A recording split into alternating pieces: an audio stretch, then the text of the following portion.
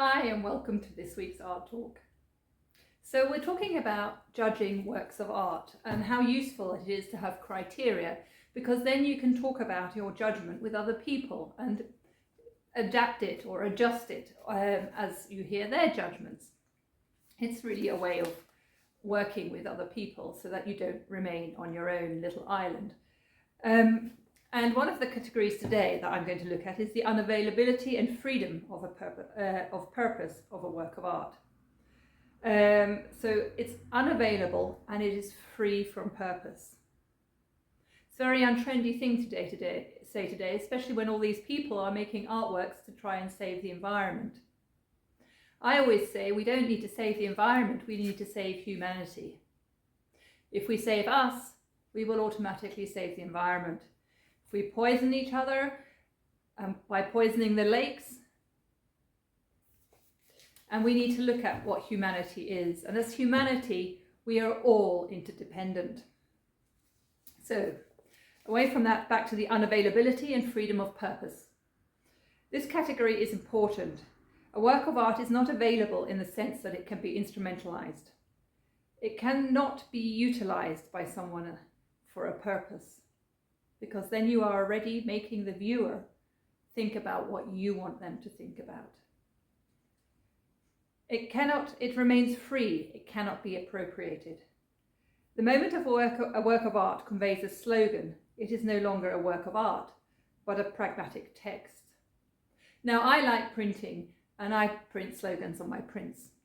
I look at them as something a bit different from my oil paintings, where I don't paint slogans or words, because I want them to stay free.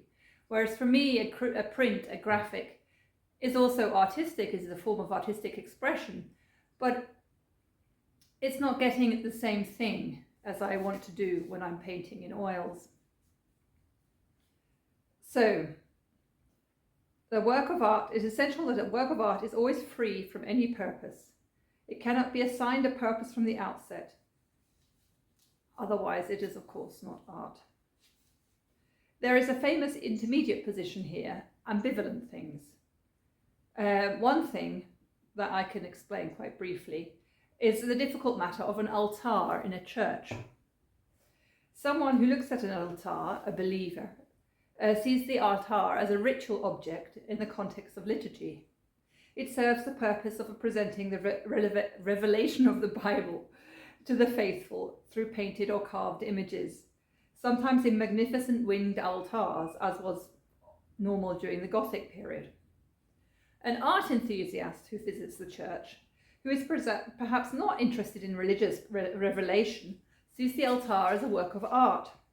So an altar can be a pure work of art for one person, without a purpose. For another person it has a purpose, because it is a ritual object. At one and the same moment during a church service, when people are praying in front of the altar, tourists can even come into the church to enjoy the artistic character of the work of art, while others praying in front of it, the object is not a work of art, but the manifestation of revelations of faith. An altar can be both an aesthetic object and a ritual object. Ritually, it serves a purpose, the liturgy and devotion. Aesthetically, it can be experienced and interpreted completely freely. This does not mean that one or the other is a devaluation, but it is simply a different purpose. And you have to make it clear, especially with sacred art, whether it is a ritual object or an aesthetic object for the individual. So a work of art cannot be utilised, but that doesn't make it worthless, because a work of art actually opposes what we are familiar with in practice. It opposes every disposition. Of course, this can also lead to a work of art having a provocative effect, especially in dictatorships, because it defies the dictatorship. And therefore, the first thing dictators everywhere have always done is get rid of the artists they don't like, because they don't know which way they're going to go. The dictator says, I'm giving you freedom. I'm giving you the best freedom I can give you. And the artist says, no, this is my freedom. And the dictator doesn't know, is he going to toe the line or not tomorrow? So it's easy to get rid of him. or her, for that matter. I've translated this from the German, and of course in the German there's always a he and a her, which makes it sometimes quite interesting for me to read.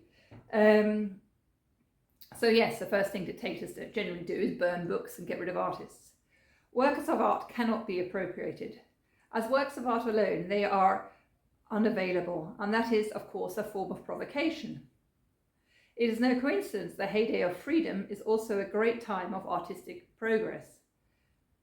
Put it the other way around, a socialist economy and socialist realism are both equally disastrous ways of dealing with art. In the category of unavailability, therefore, it is ultimately always preserved as resistance in art is a freedom and provocation and an attempt to evade all appropriation. Another interesting fact about our altar that I mentioned, an altar loses its ritual character when it is brought into a museum, into a very special room. Example is the Isenhain altar by Matthias Grunewald that you can see in Unterlinden Museum in Colmar. This is just an aesthetic object. It's lost all its ritual character because it is no longer in a sacred space. And so it's important where a work of art appears. Ultimately, I always say, art is made by people for people, i.e. not for museums, not for art fairs, not for demonstration of political ideas.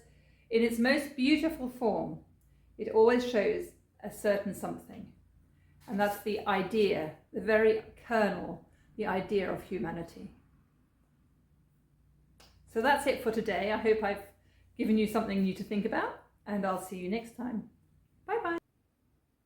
If you enjoyed this art talk, leave a thumbs up and subscribe for more. Thank you. See you next time.